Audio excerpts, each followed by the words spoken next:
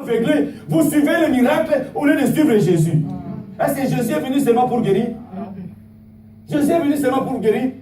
Si nous ne vous amenons pas au ciel, je vais vous amener en enfer avec la parole du Seigneur. Moi, je peux vous amener en enfer avec la parole du Seigneur.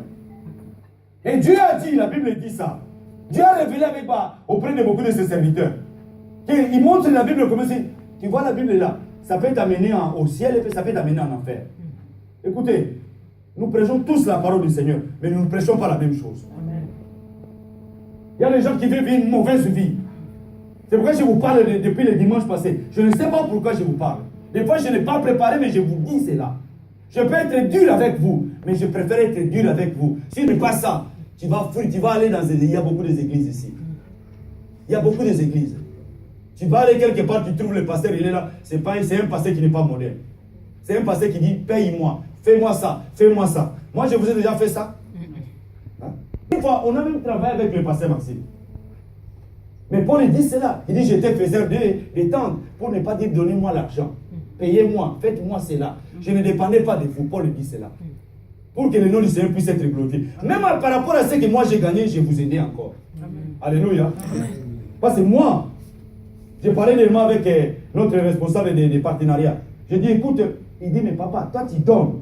Il faut que toute l'église donne aussi. Alléluia. Amen. Si la tête fait l'exemple, l'église fait quoi? L'église suit aussi, n'est-ce pas? Parce que moi je peux être là, je dis, papa, ça écoutez combien? Combien on a eu? Donne-moi un peu l'argent de l'essence. Mais moi je ne fais pas ça. Pourquoi moi je ne fais pas? Parce que je vais être un modèle pour vous. Amen. Comme ça, quand tu es dehors, tu entends quelqu'un en train de critiquer ton pasteur, tu dis non, mon pasteur il n'est pas comme ça. Amen. Moi je me rappelle quand j'ai commencé le ministère, ma belle-sœur qui est à Paris, elle m'a dit, papa, il n'y a personne qui va t'aider. Parce qu'avant de commencer le ministère, j'avais déjà tes voitures. Alléluia. J'avais 2 voitures. Même dans mon travail, ils me connaissent. J'avais Audi et Touran. Même là où j'étais avant dans l'église avant, j'étais 2 voitures. Bon, il ne faut pas critiquer les pasteurs. Hein. Non. S'ils se conduisent mal, moi je te dis. Je ne te juge pas, mais je te dis. Alléluia. Ce n'est pas un jugement. Parce que ta vie n'honore pas le Seigneur, ta vie déshonore le Seigneur. Amen. Les païens vont commencer à critiquer. C'est pourquoi dans la ville, comme je parlais avec un homme de Dieu hier, il dit Lausanne est dans les noirs. Pourquoi? Il y a beaucoup d'églises, n'est-ce pas? Mais toutes ces églises-là, pourquoi il est dans les noirs? La ville. Pourquoi le canton devrait dans les noirs? Pourquoi la Suisse dans les noirs? Mais nous prions, n'est-ce pas? Mais la Bible dit, c'est que je vous ai parlé le dimanche passé. Daniel avec ses compagnons, ils ont résolu tout simplement de ne pas s'essuyer. On s'essuie de beaucoup de manières. Maintenant, dans nos églises, l'impudicité ne sert absolument à rien. C'est quelque chose de rien. Les gens commettent les péchés comme ils veulent. Les gens se salissent comme ils veulent. S'essuyer, je donne un exemple, c'est salir devant les seigneurs. C'est salir devant les seigneurs. Mais Daniel, il a dit surtout, ce n'était pas l'histoire de l'impudicité, mais c'était l'histoire de manger. Alléluia. Amen. Tu peux manger et puis te salir. J'ai donné l'exemple, manger seulement. Les mains du roi. J'ai donné l'exemple de Londres. Quand j'ai prêché ça à Londres, j'ai dit, vous qui êtes ici à Londres, vous avez une reine, n'est-ce pas? Mais ce que la reine mange, ce n'est pas ce que nous mangeons. La reine, s'il veut manger la viande, on va tuer l'animal qu'on élève que pour elle, pour sa famille. Mais des choses comme ça, Daniel a dit non, nous ne mangeons pas ça. Parce que lui savait avec ses compagnons que Dieu est de notre côté. Alléluia. Quelqu'un qui sait que Dieu est avec lui, il ne va pas s'essuyer. S'essuyer, c'est beaucoup. S'essuyer, c'est beaucoup de choses. J'ai parlé de suivre au niveau du mariage. Et quelqu'un qui est marié, il va coucher avec d'autres femmes. Il va coucher avec d'autres hommes. Il suit son lit nuptial. Son lit du mariage conjugal. Il suit ça. Mais il suit comment? Parce qu'il a déshonoré. La Bible dit quoi? Je dis, pourquoi je parle de ça? Parce que le péché qui s'attache à l'homme, c'est quel péché? C'est le péché d'impudicité. C'est le péché d'adultère. Et le péché que Satan a pris pour faire entrer ça dans la maison du Seigneur.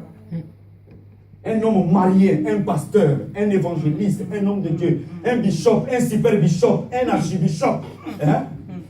Un seigneur des seigneurs comme les gens maintenant ils portent, un patriarche. Si on veut mettre des cassades avec des costumes, on met des costumes. Jusqu'à ce que lui-même, il est trop lourd. Il ne peut même plus supporter ça. Mais à la fin, si tu vois cet homme-là, il va exhorter quelqu'un et puis il commet l'infidélité avec cette personne. Quand il rentre devant le Seigneur, il va à la chair, il commence à prêcher encore. Cet homme-là, il va vous prêcher la bénédiction. Mais vous ne prêcherez jamais la sainteté. Parce que dans sa conscience, vous savez, tout le mal que tu fais, ta conscience te parle. Tu ne fuiras jamais. Tu peux faire devant moi, parce que quand tu commets ça, tu le commets en secret, n'est-ce pas? Mais ta conscience va te parler. Dire, voilà, tu as fait ça, tu as fait ça. Et puis quand même, quand tu pries, tu vas prier avec la honte. Quand tu pries, toi-même, tu doutes dans ton cœur, tu dis, mais ma vie, Seigneur, tu me vois, n'est-ce pas? Tu as honte de parler, parce que Dieu te voit, ta conscience te parle, mais tellement que tu es têtu, tu forces. La prière de la force charnelle, ça aboutit à la mort. Ne jouez pas avec les péchés, ne jouez pas avec les souilles. Souillir, c'est beaucoup de choses. Nous vivons le temps des souilles, peuple de Dieu. Je vous dis de tout mon cœur. Même si on est 1000, même si on est beaucoup, écoutez, je préfère qu'il reste comme ça. Si on ne s'oppose pas à ça, c'est un combat permanent. Alléluia. Le combat du péché, c'est un combat permanent. Que tous les jours, tu dois combattre ça. D'autres personnes viendront vous parler de la bénédiction. D'autres personnes viendront. Mais moi, je vais vous donner ça. Alléluia. Je vais changer de forme, mais je vais vous donner ça. Parce que, qu'est-ce qu'on peut vous donner de plus? C'est la sainteté. Alléluia. Moi, j'ai besoin que nous puissions vivre dans la sainteté. Dieu m'a dit ça. Parce que la Bible dit, ce que Dieu veut, c'est votre sanctification. Alléluia.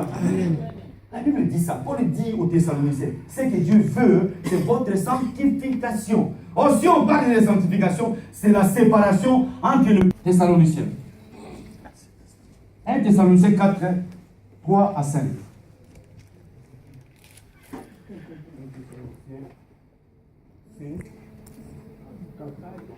4. Que toute l'église prenne leur Bible. Ceux qui n'ont pas de Bible, il y a la Bible là-bas.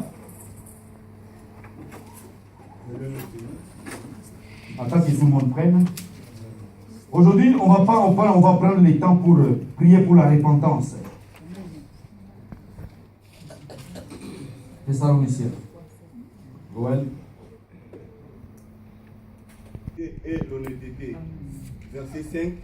Sans vous livrer à une convoitise passionnée, comme font les païens qui ne connaissent pas Dieu.